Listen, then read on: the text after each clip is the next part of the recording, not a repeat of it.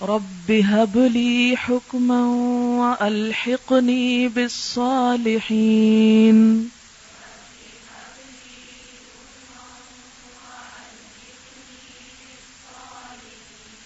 واجعل لي لسان صدق في الآخرين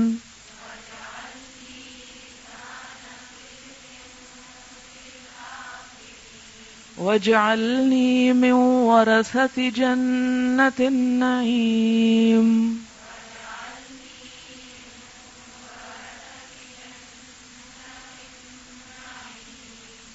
ولا تخزني يوم يبعثون.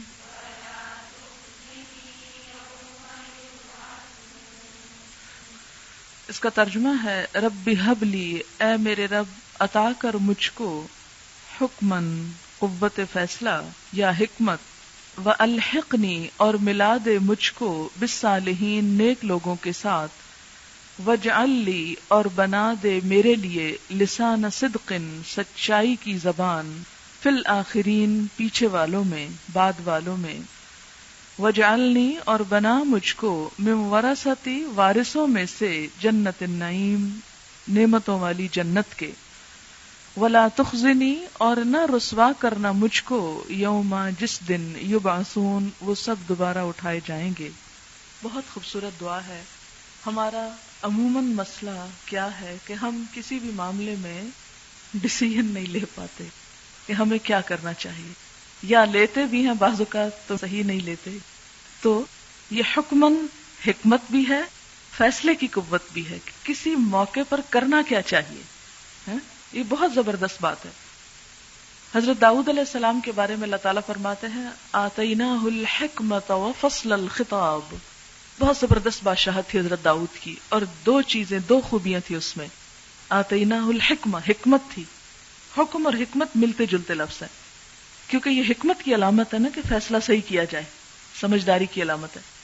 اور وہ حضرت داؤد کو جو دوسری چیز دی گئی تھی وہ فصل الخطاب، فیصلہ کن بات کہنے کی صلاحیت، ڈسائسو پار، کہ یہ بات درست ہے، حکمت سے اسے صحیح فیصلہ، اور پھر اس کو امپلیمنٹ کر لیا۔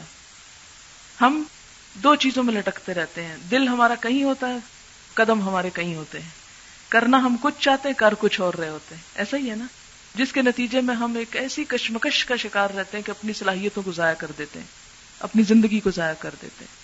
کہ انسان ایک فیصلہ کرے اور اس کے بعد اس پہ ڈٹ جائے، اور پھر قل آمنت باللہ ثم مستقیم، نفع ہو یا نقصان پھر اس پہ ٹھہر جائے۔ کیونکہ ہر چیز کا نفع فوراً نہیں سامنے آتا کہ آپ ابھی کریں اور ابھی نتیجہ نکلے تو پھر آپ کہیں میں نے صحیح کام کیا تھا، اور اگر وہ صحیح نتیجہ نہ نکلے فوراً تو آپ کہیں شاید میں نے غلط فیصلہ کیا۔ فیصلہ کر کے پچھتانا نہیں چاہیے، اور صحیح فیصلہ کرنے کی صلاحیت اللہ سے مانگ لینی چاہیے۔ رب هب لي حكما وألحقني بالصالحين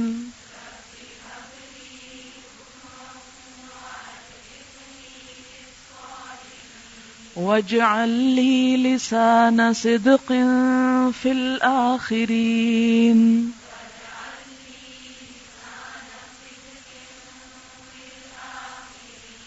واجعلني من ورثة جنة النعيم